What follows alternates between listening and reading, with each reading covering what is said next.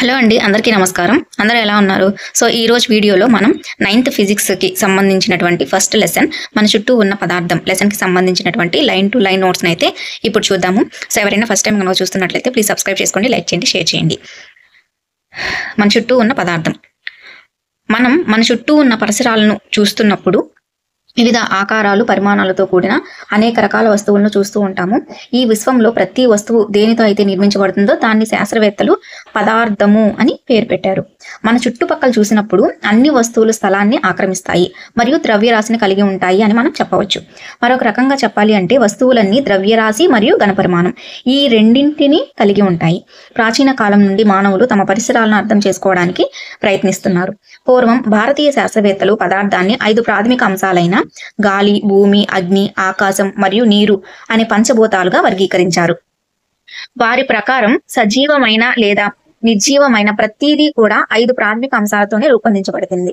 ప్రాచీన గ్రీకు తత్వవేత్తలు పదార్థాన్ని ఇదే విధంగా వర్గీకరించారు. ఆధునిక శాస్త్రవేత్తలు పదార్థములను భౌతిక రసాయన ధర్మాల ఆధారంగా రెండు రకాలుగా వర్గీకరించారు. పదార్థం యొక్క భౌతిక స్వరూపం గురించి అయితే ఇప్పుడు చూద్దాము. చాలా కాలం క్రితం పదార్థం ఒక చెక్క దిమ్మలాగా ఉంటుందని ఒక వర్గం వారు విశ్వసించగా మరొక వాళ్ళు ఏమంటారంటే ఇసుక ఉండే కణాలతో తయారైందని భావించారు. ఒకళ్ళేమో చెక్క దిమ్మగా ఉంటుందంటే మరొకరేమో ఇసుక ఉండే కణాలతో తయారైందని భావించారు. పదార్థం కణాలతో ఏర్పడుతుంది.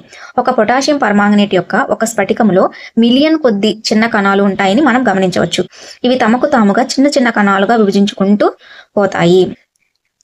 నెక్స్ట్, పదార్థం యొక్క కణాలు చాలా చిన్నవి. అవి మనకి ఊహకు అందనంత చిన్నవిగా ఉంటాయి. ఒక పదార్థం యొక్క కణాలు మరొక పదార్థం కణాల మధ్య గల ఖాళీలోనికి ప్రవేశిస్తాయి. ఇది పదార్థం యొక్క కణాల మధ్య తగినంత ఖాళీ ఉన్నాయనే అంశం మనకు తెలియజేస్తుంది. పదార్థం యొక్క కణాలు నిరంతరం కదులుతూ ఉంటాయి, అనగా అవి గతిశక్తిని కలిగి ఉంటాయి. ఉష్ణోగ్రత పెరుగుదలతో కణాలు వేగంగా కదులుతాయి, కాబట్టి ఉష్ణోగ్రత పెరుగుదలతో కణాల గతిశక్తి కూడా పెరుగుతుంది. పదార్థం యొక్క కణాలు వాటి అంతటా అవి ఒకదానితో ఒకటి మిళితం అవ్వడాన్ని మనం గమనించవచ్చు. 2 వేరువేరు రకాల పదార్థాలు కణాలు ఒకదానితో ఒకటి అంతర్గతంగా కలవడాన్నే వ్యాపనం అంటారు. వేడి చేసినప్పుడు వ్యాపన వేగం పెరుగుతుంది. పదార్థం యొక్క కణాలు వాటి మధ్య బలాన్ని కలిగి ఉన్నాయి.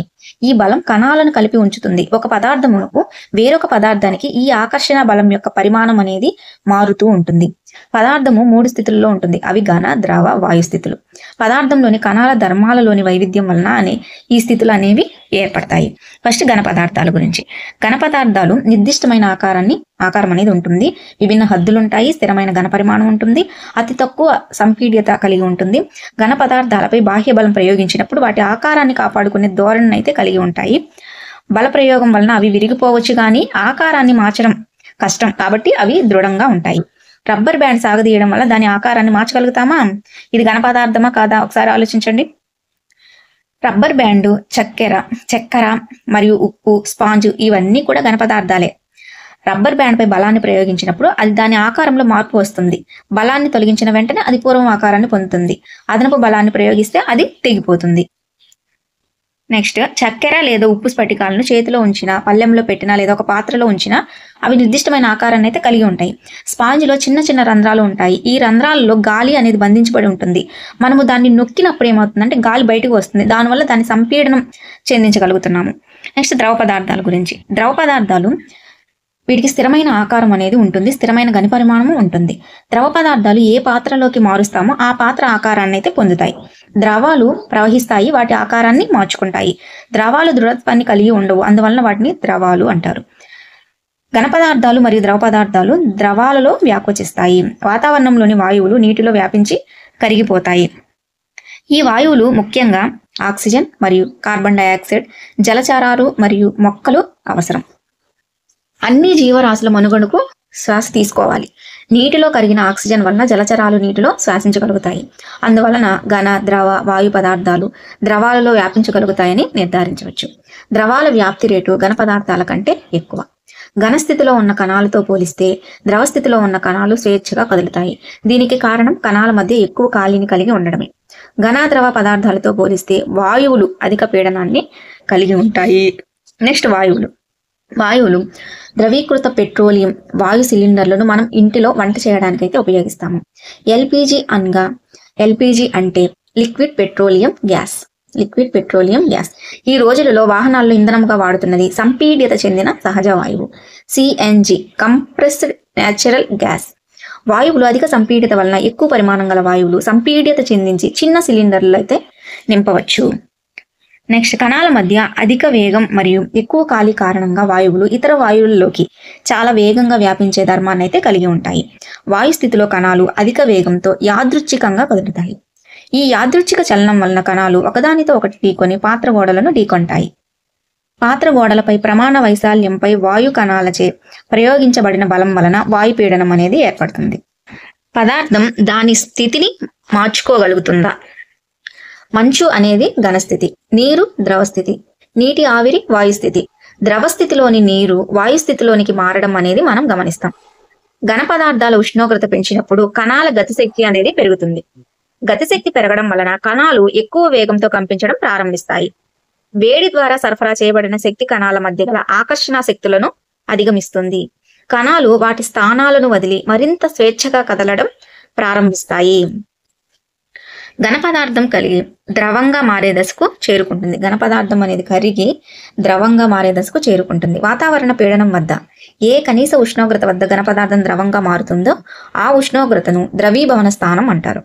ఘనపదార్థం యొక్క ద్రవీభవన స్థానం దాని కణాల మధ్య గల ఆకర్షణ బలానికి సూచన. మంచు ద్రవీభవన స్థానం 273.15 కెల్విన్. ద్రవీభవన ప్రక్రియ అనగా ఒక పదార్థం ఘనస్థితి నుండి ద్రవస్థితికి మారడం. ఘనపదార్థం కరుగు సందర్భంలో దాని ఉష్ణోగ్రత అనేది స్థిరంగా ఉంటుంది. ద్రవీభవన సమయంలో ద్రవీభవన స్థానం చేరుకున్న తర్వాత మంచు అంతా కరిగిపోయే వరకు వ్యవస్థ యొక్క ఉష్ణోగ్రత అనేది మారదు. కణాల మధ్య ఆకర్షణ శక్తులను అధిగమించడం ద్వారా స్థితిని మార్చడానికి ఉష్ణోగ్రత శక్తి అనేది ఉపయోగపడుతుంది.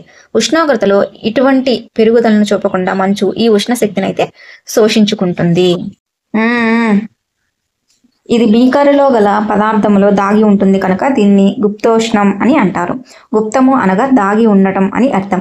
వాతావరణ పీడనము ద్రవీభవన స్థానాల వద్ద 1 కిలోగ్రాం పదార్థం పూర్తి ద్రవంగా మారడానికి అవసరమయ్యే ఉష్ణశక్తిని ద్రవీభవన గుప్తోష్ణం అని అంటారు. అందువలన 0 డిగ్రీ సెంటీగ్రేడ్ వద్ద ఉన్న నీటిలోని కణాలకు ఉండే శక్తి అదే ఉష్ణోగ్రత వద్ద ఉన్న మంచులోని కణాలకు శక్తి కన్నా ఎక్కువ. నీటిలోని కణాలకు ఉష్ణశక్తి అందించడం వలన ఆ కణాలు వేగంగా చలించడం మొదలు పెడతాయి. నిర్దిష్ట ఉష్ణోగ్రత వద్ద కణాలు వాటి మధ్య గల ఆకర్షణ బలాల కన్నా అదనపు శక్తిని పొంది స్వేచ్ఛగా నిండిపోతాయి. ఈ ఉష్ణోగ్రత వద్ద ద్రవం వాయువుగా మారడం అనేది ప్రారంభిస్తుంది. సాధారణ వాతావరణ పీడనాల వద్ద ద్రవం వాయువుగా మారే ఉష్ణోగ్రతనే మరుగు స్థానం అని అంటారు. మరగడం అనేది పదార్థం మొత్తం జరిగే దృగ్విషయం. మొత్తం ద్రవంలోని కణాలు తగినంత శక్తిని గ్రహించి వాయు స్థితికి మారుతాయి. నీటిని ఈ ఉష్ణోగ్రత అంటే 373 కెల్విన్స్, 100 డిగ్రీల సెంటీగ్రేడ్ వచ్చేసి 273 ప్లస్ 100 373 కెల్విన్స్. 373 కెల్విన్ వద్ద నీటి ఆవిరిలోని కణాలు అదే ఉష్ణోగ్రత గల నీటిలోని కణాల కన్నా అధిక శక్తిని అయితే కలిగి ఉంటాయి. దీనికి కారణం నీటి ఆవిరిలోని కణాలకు బాష్పీభవన గుప్తోష్ణ రూపంలో అదనపు శక్తి పొందడమే. ఉష్ణోగ్రతను మార్చడం వలన పదార్థం ఒక స్థితి నుండి మరొక స్థితిలోనికైతే మారుతుంది. మన చుట్టూ ఉన్న పదార్థాలు ఉన్న శక్తిని గ్రహించి ఘన పదార్థాలు ద్రవాలుగాను, ద్రవ పదార్థాలు వాయువులుగా అయితే మారుతాయి. కొన్ని పదార్థాలు ద్రవస్థితికి మారకుండా ఘనస్థితికి, ఘనస్థితి నుండి నేరుగా వాయుస్థితికి, వాయుస్థితి నుండి ఘనస్థితికి మారుతాయి. ఉష్ణోగ్రతకు SI ప్రమాణాలు కెల్విన్.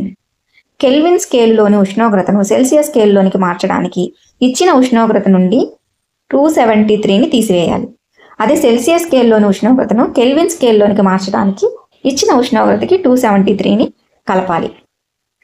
పదార్థాలు ద్రవస్థితిలోకి మారకుండా ఘనస్థితి నుండి నేరుగా వాయుస్థితిలోనికి మారడాన్ని ఉత్పతనం అని అంటారు. ద్రవస్థితిలోనికి మారకుండా వాయుస్థితి నుండి నేరుగా ఘనస్థితిలోనికి మారడాన్ని నిక్షేపణం అని అంటారు. నెక్స్ట్, పీడనం, మార్పు, ప్రభావం. పదార్థాల్లోని కణాల మధ్య ఉండే దూరం కారణంగా పదార్థం యొక్క వివిధ స్థితులు అనేవి ఏర్పడతాయి. పీడనాన్ని పెంచడం మరియు ఉష్ణోగ్రతను తగ్గించడం ద్వారా వాయువులను ద్రవస్థితిలోనికి మార్చవచ్చు. ఘన కార్బన్ డయాక్సైడ్ను అధిక పీడనంలో నిల్వ చేయబడుతుంది. పీడనాన్ని 1 అట్మాస్ఫియర్కు తగ్గిస్తే ఘనస్థితికి మారకుండానే నేరుగా వాయుస్థితికి మారుతుంది. అందువలనే ఘన కార్బన్ డయాక్సైడ్ను పొడి మంచు అంటారు. పదార్థం ఘన, ద్రవ లేదా వాయు స్థితుల్లో ఏ స్థితిలో ఉన్నప్పటికీ పదార్థ స్థితిని నిర్ణయించడంలో పీడనం మరియు ఉష్ణోగ్రతలు ప్రభావం చూపుతాయి. వాయువులు కలుగజేసిన పీడనాన్ని కొలవడానికి ఉపయోగించే ప్రమాణమే అట్మాస్ఫియర్. పీడనం యొక్క ప్రమాణం 1 పాస్కల్. 1 పాస్కల్ అంటే 1.01 × 10⁵ పాస్కల్స్. వాతావరణంలో గాలి యొక్క పీడనాన్ని వాతావరణ పీడనం అంటారు. సముద్ర మట్టం వద్ద వాతావరణ పీడనం 1 అట్మాస్ఫియర్ మరియు దీనిని సాధారణ వాతావరణంగా తీసుకుంటారు. బాష్పీభవనం గురించి చూద్దాం. ఏదైనా వాయు, ద్రవ లేదా ఘన పదార్థంలోని కణాలు ఇచ్చిన ఉష్ణోగ్రత వద్ద వేరువేరు గతిశక్తులతో ఉంటాయి. ద్రవాల విషయానికి వస్తే ఉపరితలం పై భాగంలో ఉన్న కొన్ని కణాలు అధిక గతిశక్తిని కలిగి ఉండి ఇతర కణాల ఆకర్షణ శక్తి నుండి విడిపోయి ఆవిరిగా మారుతాయి. ద్రవాలు వాటి మరుగు స్థానం కంటే తక్కువ ఉష్ణోగ్రత వద్ద ఆవిరిగా మారే దృగ్విషయాన్నే బాష్పీభవనం అంటారు. బాష్పీభవనం అనేది ఒక ఉపరితల దృగ్విషయం. ఉపరితల వైశాల్యం పెరిగినట్లయితే బాష్పీభవన రేటు పెరుగుతుంది. ఉదాహరణకు మనం బట్టలను ఆరబెట్టినప్పుడు వాటిని విడదీస్తాము. ఉష్ణోగ్రత పెరుగుదల వలన ఎక్కువ సంఖ్యలో కణాలు తగినంత గతిశక్తిని పొంది వాయు స్థితికి వెళ్తాయి. గాలిలో ఉన్న నీటి ఆవిరి పరిమాణాన్ని ఆర్ద్రత అంటారు. మన చుట్టూ ఉన్న గాలి నిర్దిష్ట ఉష్ణోగ్రత వద్ద నిర్దిష్ట పరిమాణం కన్నా ఎక్కువ నీటి ఆవిరిని నిలిపి ఉంచలేదు. నెక్స్ట్, గాలిలోని నీటి ఆవిరి పరిమాణం ఇప్పటికే ఎక్కువగా ఉంటే బాష్పీభవన రేటు అనేది తగ్గుతుంది. సాధారణంగా గాలి వేగంగా ఉన్న రోజుల్లో బట్టలు త్వరగా ఆవిరైపోతాయి. గాలి వేగం పెరుగుదలతో నీటి ఆవిరి యొక్క కణాలు గాలితో పాటు దూరంగా వెళ్తాయి. ఇప్పుడు పరిసరాల్లోని నీటి ఆవిరి పరిమాణం తగ్గుతుంది. తెరిచిన పాత్రలో ద్రవం ఎప్పుడు బాష్పీభవనం చెందుతూ ఉంటుంది. ద్రవ కణాలు బాష్పీభవన సమయంలో కోల్పోయిన శక్తిని తిరిగి పొందడానికి చుట్టుపక్కల నుండి గ్రహిస్తాయి. ఇలా పరిసరాల నుండి ఉష్ణ శక్తిని గ్రహించడం వలన పరిసరాలు చల్లగా మారుతాయి. వేసవిలో మన శరీరము మనల్ని చల్లబరిచే ప్రక్రియ వలన మనకు చెమట అనేది ఎక్కువగా వస్తుంది. బాష్పీభవనం జరిగే సందర్భంలో ద్రవ ఉపరితలంలోని కణాలు పరిసరాల నుండి లేదా శరీర ఉపరితలం నుండి శక్తిని గ్రహించి ఆవిరిగా మారుతాయి. బాష్పీభవన గుప్తోష్ణమునకు సమానమైన శక్తి శరీరం నుండి శోషించబడి శరీరాన్ని చల్లబరుస్తుంది. నూలుకు నీటిని బాగా పీల్చుకునే గుణం ఉండడం వలన చెమటను గ్రహించి వాతావరణంలోనికి సులభంగా బాష్పీభవనం చెందుతుంది. ఉష్ణోగ్రతకు ప్రమాణం కెల్విన్ యొక్క సంకేతం వచ్చేసి K. కెల్విన్ యొక్క సంకేతం K. పొడవుకు ప్రమాణం మీటర్ సంకేతం M. ద్రవ్యరాశికి ప్రమాణం కిలోగ్రామ్ సంకేతం kg. బరువుకు ప్రమాణం న్యూటన్ సంకేతం N. ఘనపరిమాణంకు ప్రమాణం ఘనపు మీటర్ సంకేతం అంటే మీటర్ క్యూబ్.